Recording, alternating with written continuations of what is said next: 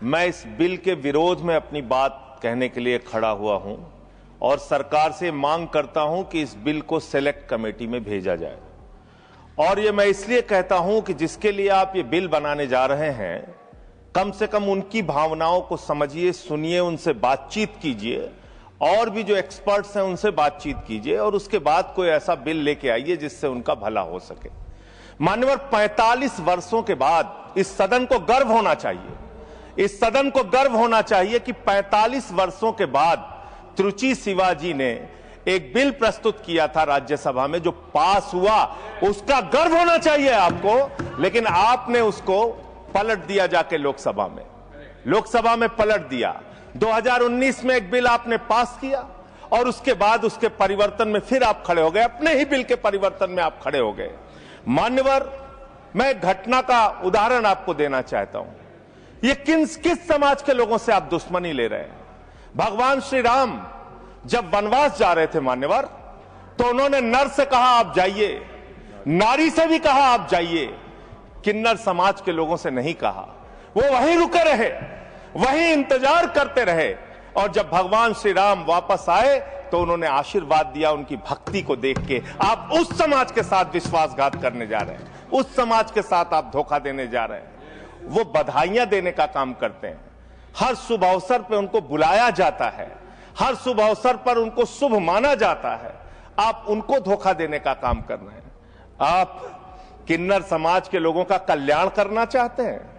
कल्याण की कहानी सुनेंगे आप कैसा कल्याण कर रहे हैं?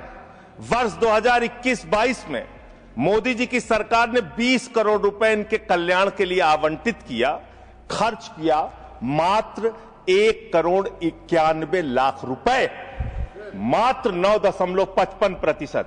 2022-23 में 30 करोड़ रुपए आपने आवंटित किया किन्नर समाज के कल्याण के लिए, खर्च किया मात्र आपने 12 लाख रुपए, 0.4%। वर्ष 2023-24 में वर्ष ऑथेंटिकेट करूंगा नहीं, प्रतिशत में थोड़ा ज्यादा है। हाँ, मैं बता रहा हूं, प्रतिशत गलत करो। 0.0 ये समय जो बोला सर मुझे दीजिएगा। जो 2023-24 में आपने आवंटित किया 52.91 करोड़ रुपए और आपने खर्च किया 6.59 करोड़ रुपए, 12.45% मात्र। वर्ष 2024-25 में आपने आवंटित किया 68 करोड़ 46 लाख रुपए और आपने खर्च किया 5 करोड़ 14 लाख रुपए, 7.5%। आपको शर्म आनी चाहिए। पूरे देश के किन्नर समाज के लोग आपके चेहरे पर कालिक लगाने का काम करेंगे। ये विश्वासघात कर रहे हैं आप, ये विश्वासघात कर रहे हैं आप उनके साथ। हर साल आपने उनके कल्याण के नाम पर जो बजट निर्धारित किया, उतना पैसा भी नहीं खर्च किया, उतना पैसा भी नहीं खर्च किया। और इस समाज से कैसे कैसे लोग निकल कर आए मान्यवर।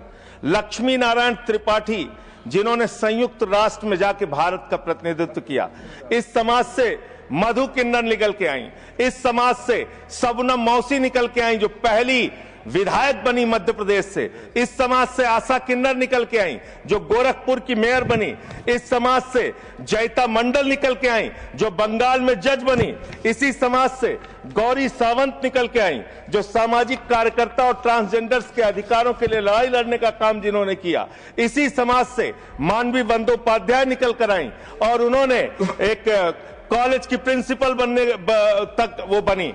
मान्यवर, आप किसी के तो सगे हो जाओ, किसी के तो सगे हो जाओ। नौजवानों को आपने धोखा दिया अग्निवीर लाके, किसानों को आपने धोखा दिया, फसल का दाम नहीं देते, 3 काला कानून लेके आए, 750 किसानों ने अपनी शहादत दी।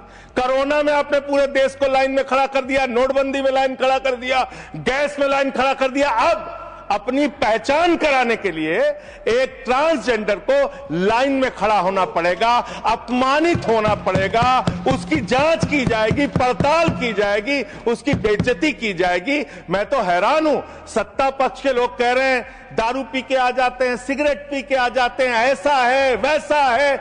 आप नैतिकता के अलंबारदार हो गए। आप जो है सबसे बड़े दूध के धुले हो गए। कौन बीजेपी के लोग हैं? आके सामने बोलिए, क्या आप लोग दारू सिगरेट नहीं पीते? क्या आप लोग दारू सिगरेट नहीं पीते? आप इतने बड़े दूध के धुले बन गए। मैं खत्म कर रहा हूं सर, समाप्त कर रहा हूं सर। अरे आपने बीच आपको नहीं कहा सर, आप ना दारू पीते हैं ना सिगरेट पीते हैं, मुझे पता है, मुझे पता है। मान्यवर, मैं ये कह रहा हूं कि ऐसे इस सदन में किन्नरों को, किन्नर समाज के लोगों को, ट्रांसजेंडर्स को अपमानित करने का काम लगातार जो किया जा रहा है, ये बंद किया जाए, उनसे कंसल्ट किया जाए और तब सेलेक्ट कमेटी में भेजकर ही इस बिल को पास किया जाए। बहुत बहुत धन्यवाद। बहुत धन्यवाद। नेक्स्ट माननीय सदस्य